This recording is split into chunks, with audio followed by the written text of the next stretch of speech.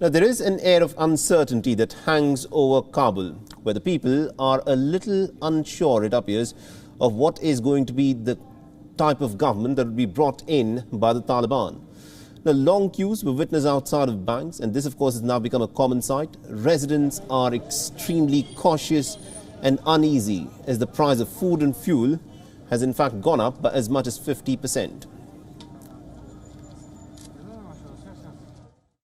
مشکلات فعلا که ما می‌بینیم مشکلات اقتصادی هست در بازار نرخ‌ها بالا رفته مواد غذایی قیمتش بالا هست پول به دست مردم نیست اقتصاد ضعیف شده یگانه مشکل مردم مشکلات اقتصادی هست امروز مردم سراسیمه هست خیلی نمی‌فهمند که پولشون آیا در بانک هست نیست تا جایی که مردم می‌فهمند بانک‌ها پولشون را فکر می‌کنن که خالی کردن یا نیستن.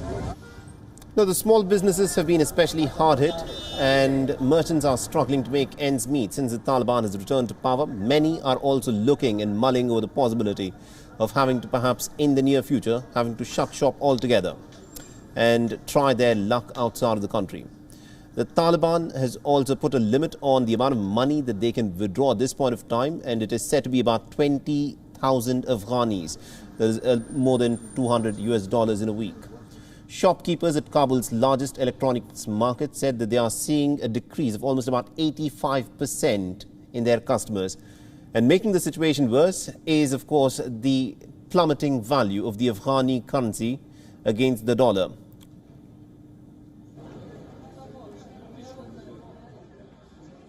پیش از امارت اسلامی تقریبا روزانه بیش از 2000 نفر در این مارکت سرازیر میشدن و حال فکر کنم که 100% 10% الی 15% میشه 100 نفر یا 150 نفر قبلا تا 2000 نفر روزانه در این مارکت می آمدن در خرید و بازار مسائل بازرگانی شد. آینده با این منوال اگر پیش بره از بود اقتصادیش تاریک است مبهم است و از لحاظ نظامی طور نسبی خوب است منتها یک کار بکنن طلبا که کسایی که به نام طالب استفاده سو میکنه موترهای مردم میبره رو به وحشت و بربریتی که قبلا وجود داشت این اگر جلوگیری بکنن به نظر ما کار معقول و خوب خواهد بود.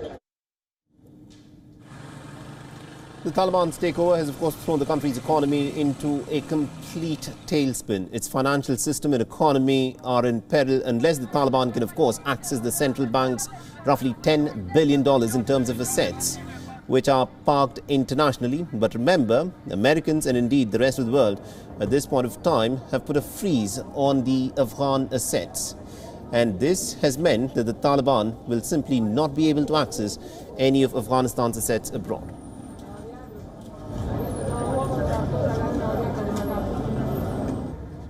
WION is now available in your country. Download the app now and get all the news on the move.